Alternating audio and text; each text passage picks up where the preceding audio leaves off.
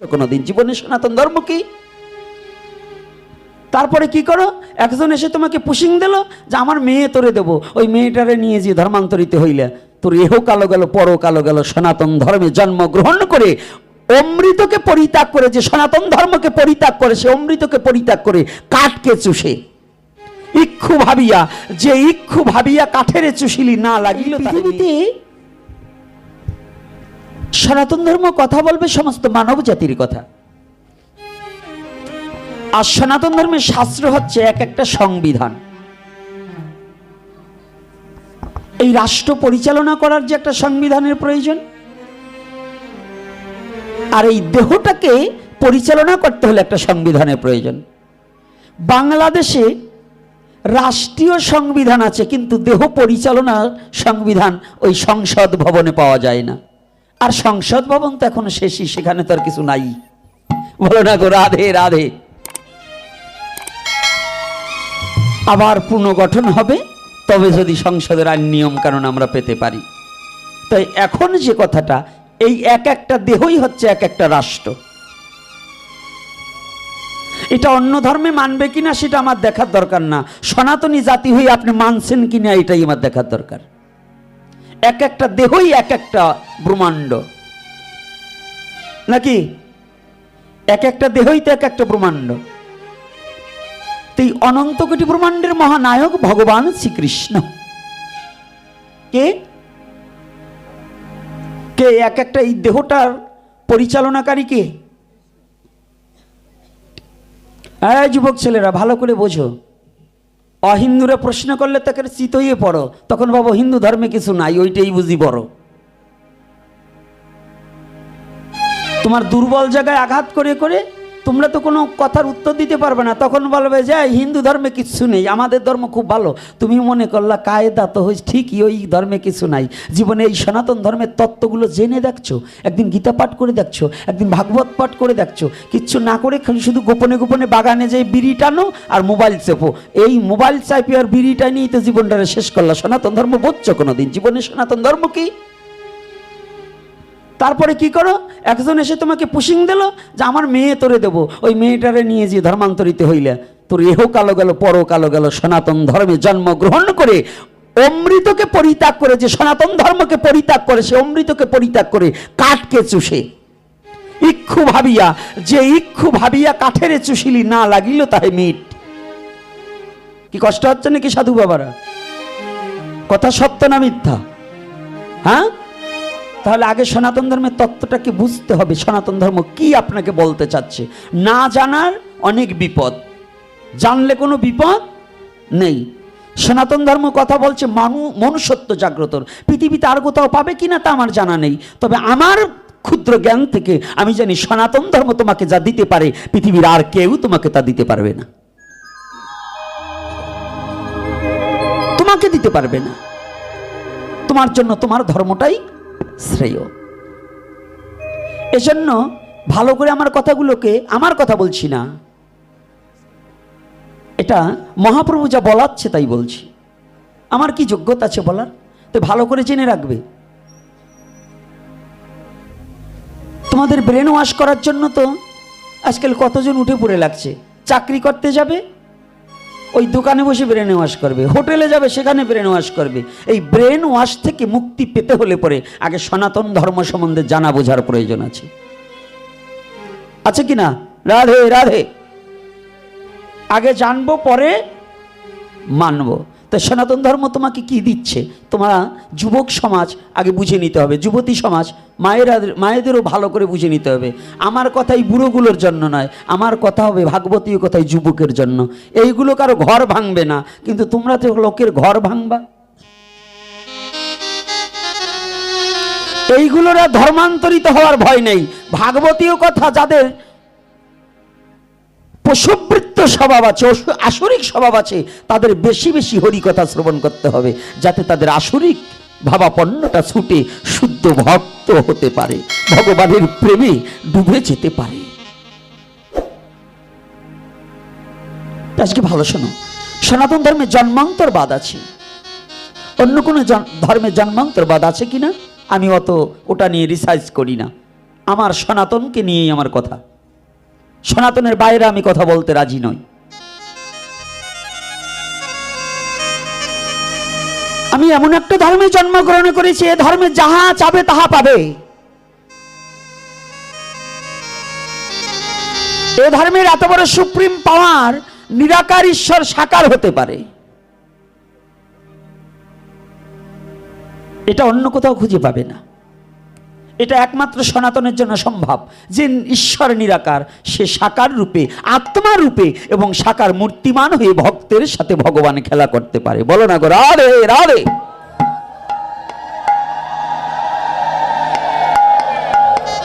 এই রসুলপুরে ভক্তদের রাধে বলার অভ্যেস খুব কম, মুখে অবার চায় না। অখাদ্য কুখাদ্য খাইতে খাইতে মুখ দিয়ে বকাবকি করতে করতে এখন আর ভগবানের নাম উচ্চারণ হবার চায় না। এগুলো পরিত্যাগ করতে হবে। বদনে আমি বলছি রাধে রাধে, আপনাদের কণ্ঠে উচ্চস্বরে রাধে রাধে নাম বলতে হবে। কি ভয় আছে? এখানে কি কেউ আপনাকে বকাবাজি করবে রাধে বললে? তো কেন মুখ ফুটছে না কেন? কি বোবা হয়ে যান কেন? মাঝে মাঝে হরিনাম করতে হবে। সনাতনী এত ভীতু হলে কাজ হবে না, সিংহ রবে হুঙ্কার দিয়ে সনাতনী চলতে হবে। তাহলে জন্মান্তরবাদী প্রহ্লাদের মনে পুরো অহংকার এসে গেলেন। আমি বোধহয় 5 বছরেই বুঝি কৃষ্ণ প্রাপ্তি হয়েছি, আমার মতে এরকম ভাগ্যবান কি আর কেউ আছে?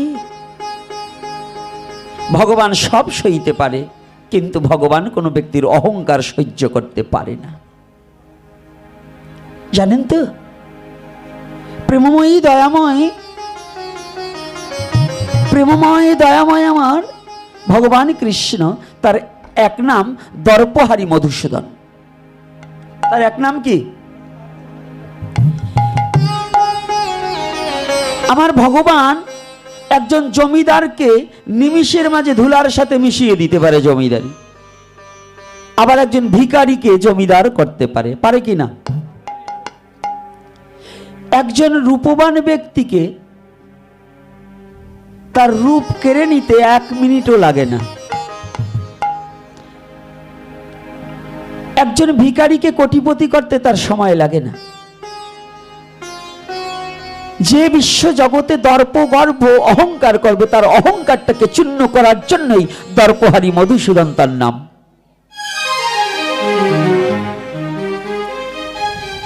আমার দর্পহারী মধুসূদন মনে মনে চিন্তা করলেন, যদি আজ প্রহ্লাদের অহংকার সৃষ্টি হয়ে যায়, তাহলে প্রহ্লাদ তো নষ্ট হয়ে যাবে।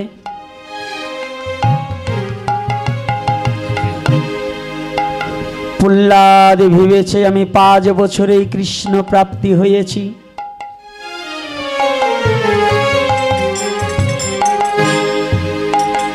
ভগবানের সম্মুখে ভক্ত নষ্ট হবে, এটা ভগবান চায় না। কোন পিতামাতার সম্মুখে তার পুত্র নষ্ট হয়ে যাক, এটা পিতামাতা, প্রকৃত পিতামাতা চায় না। গুরুর সম্মুখে তার শিষ্য নষ্ট হয়ে যাক, এটাও গুরু চায় না।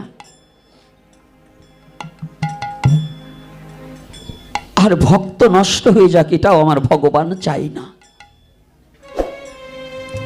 ও বাবা, ভগবানের বড় যন্ত্রণা হলেন, আমার প্রহ্লাদ তো পথভ্রষ্ট হয়ে যাবে, আমার প্রহ্লাদ পথভ্রষ্ট হয়ে যাবে, কি করা যায়? নারদকে বললেন, নারদ তুমি আমার প্রহ্লাদকে একটিবার রক্ষা করো, তুমি তো গুরু।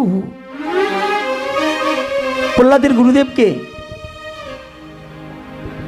প্রহ্লাদের মার গুরুদেবকে জানেন তো? আপনারা তো আবার গুরুদেবের ছেলের কাছ থেকে ছেলেরে মন্ত্র দেওয়ান। একই গুরুদেব যদি সৎগুরু হয়, 5-7 পুরুষও এক জায়গায় দীক্ষা নেওয়া যায়, এতে কোনো বাধা নেই। আর আপনাদের তো ব্যবসা একটা শিখাই দিয়েছে যে আমিও খেয়ে যাব, আমার ছেলেও যাতে আপনাদের মাথায় পা রেখে খেতে পারে। এই জন্য গুরু পরম্পরা কি, গুরু বংশের থেকে দীক্ষা নিতে হয়, না হলে আর দীক্ষা নেওয়া যাবে না। এটা হলো চোরের কথা, বদমাশদের কথা, এগুলো হলো চোর যারা, তাদের কথা। এগুলো কোনো সাধু এবং গুরুর কথা নয়, এগুলো হলো চোরের ব্যবসা, বৃত্ত কথা, ব্যবসাটাকে টিকিয়ে রাখার কথা। কষ্ট লাগছে নাকি? আপনারা তো ওই ব্যবসা করেন না, আপনাদের কষ্ট লাগার কোনো কথা না। যারা ওই ব্যবসা করে অগত একটু লাগবেই।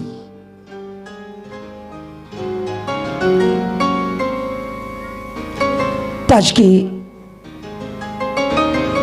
নারদকে বললেন, তোমার শিষ্যকে তুমি একটু রক্ষা করো, ওর অহংকারে পরিপূরক হয়ে গেছে, ও 5 বছরে নাকি কৃষ্ণ প্রাপ্তি হয়েছে। প্রহ্লাদকে নারদ এসে বলেন, বাবা চলো যাই, আজকে একটু ভ্রমণে যাই। কোথায় গুরুদেব, কোথায়? তুমি আর আমি একাকিত্ব ভাবে, দুজন ছাড়া অন্য কাউকে নেওয়া যাবে না, চলো আমরা একটু ভ্রমণে যাই। প্রহ্লাদের বড় আনন্দ হলো। গুরুদেবের সাথে ঘুরতে কারই না ভালো লাগে? সবার ভালো লাগে না। অনেকে তালে পড়ে দীক্ষা নিয়েছে, গুরু নামও জপ করে না। আবার অনেক আছে গুরুদেব গ্রামে আসলে পরে পালিয়ে পালিয়ে চলে, যে এবার প্রণাম করলে যদি 10 টাকা দেওয়া লাগে। এইরকম ভক্ত কিন্তু আছে না? গুরুদেব গ্রামে আসছে শুনলেই পালায়। কিন্তু প্রহ্লাদের খুব আনন্দ হয়েছে, গুরুদেব আমাকে নিয়ে ঘুরতে যাবে।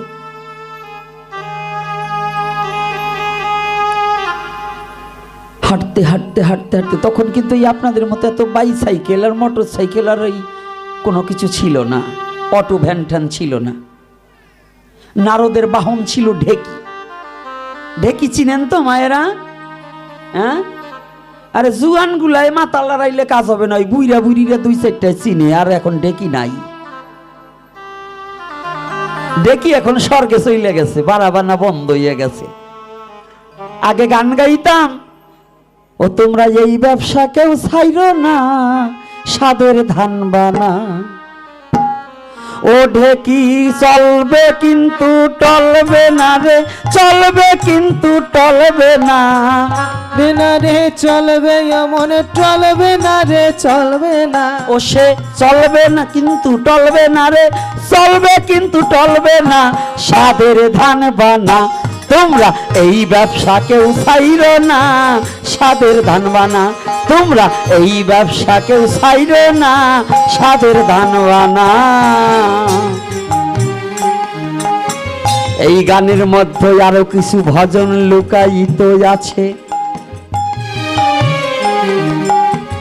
সেই কথা জানতে হলে যাও গা গুরুর কাছে।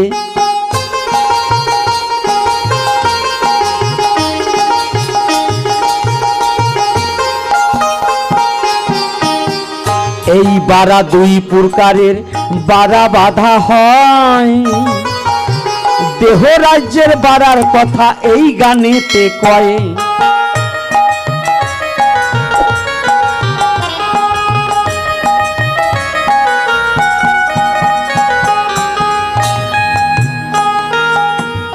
আর এই প্রাকৃতিক জগতে যে ঢেকিটা ধান বানাতে রয়, সেই ঢেকি অনেক আগেই চলে গেছে, এখন শুধু মুখে মুখে রয়। এখন আছে ঢেকি, এখন মুখে আছে কিন্তু কাজে।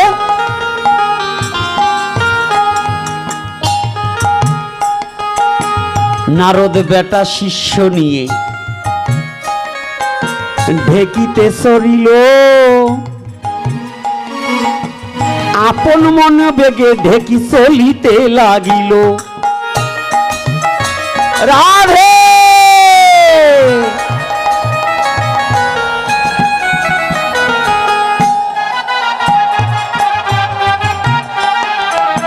ধীরে ধীরে চলে ঢেকি গুরু শিষ্য লইয়া,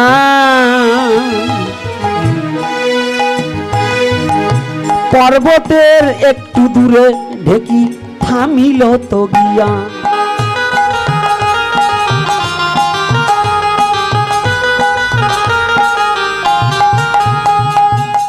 ঢেকি যখন থেমে পড়ল পাহাড়ের গায়, গুরু শিষ্য অমনি ঢেকি থেকে নামিয়া দাঁড়ায়। কথা বোঝা যায়? বোঝা যায় তো? এরপরে ছন্দে ছন্দে তাল ধরিয়া কথা যে বলিব, এতই আগে স্থল ছন্দে নাহি কথা বলিব।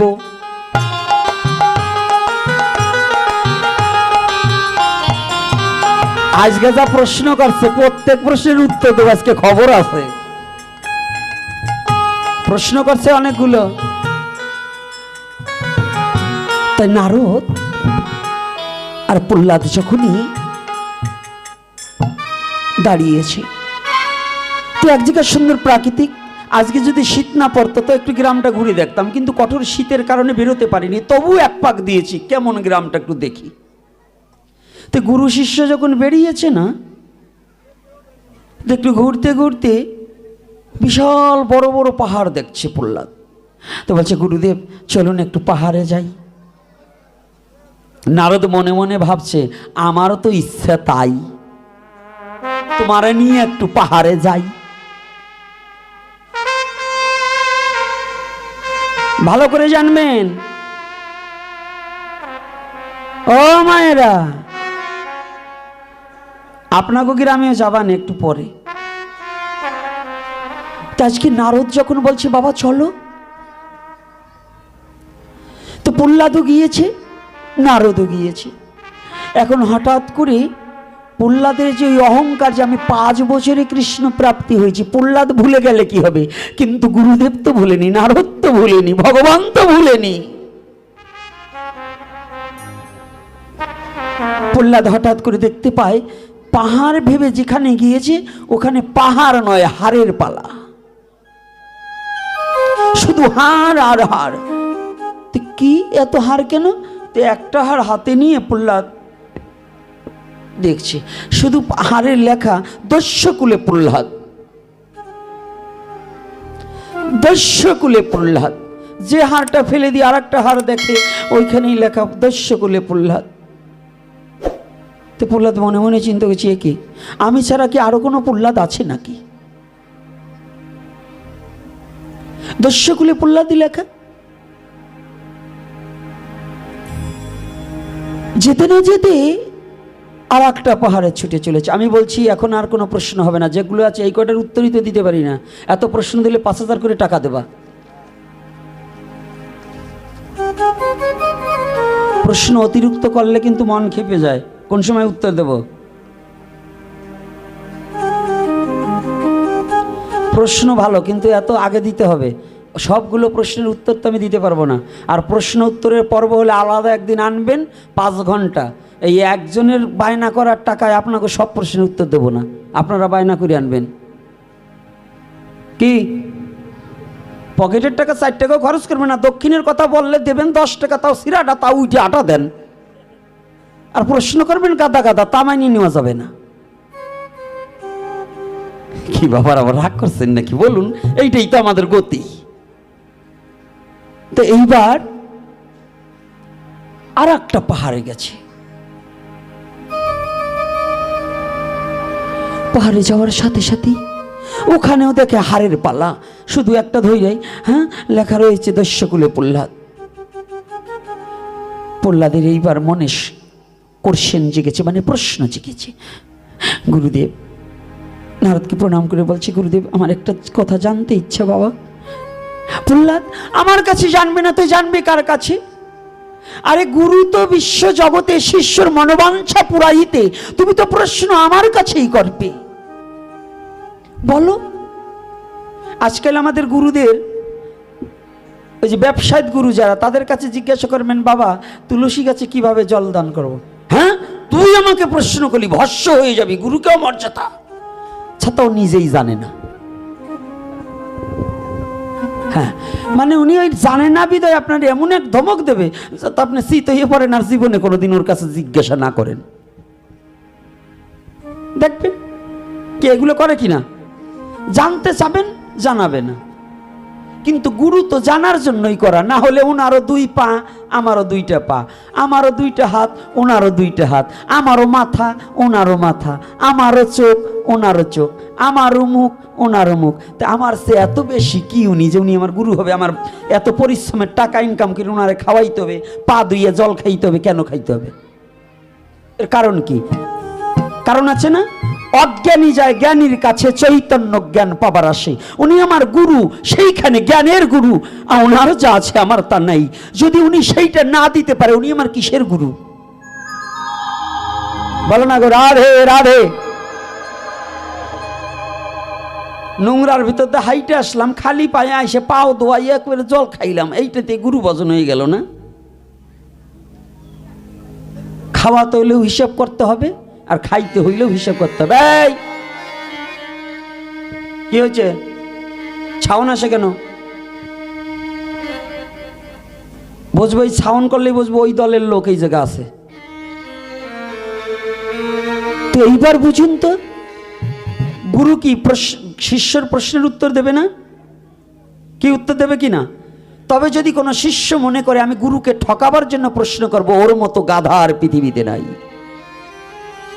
গুরুর সাথে কখনো মর্যাদা লঙ্ঘন করা যাবে না।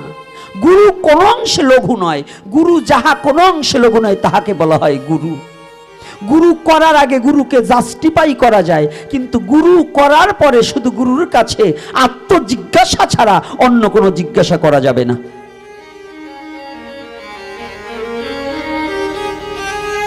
কথাগুলো ভালো করে বুঝবেন। আবার ইউটিউবাররা আবার ওই আগের টুক দিয়েন পরের টুক দেবেন না, এই টুক যেন করেন না, না কিন্তু এই দুই ইউটিউবারের খবর আছে।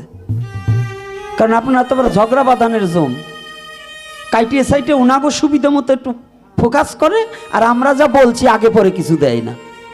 এই যে যারা আবার ওই যে ই করা দেশে কি জানু বললে, এই বলস না কেন, টিকটক, এইগুলোর যদি পাই কোনোদিন, যদি হাতের মাথায় পাই, তো টিকটক ওর বাবারে শুদ্ধ আবার ফিরে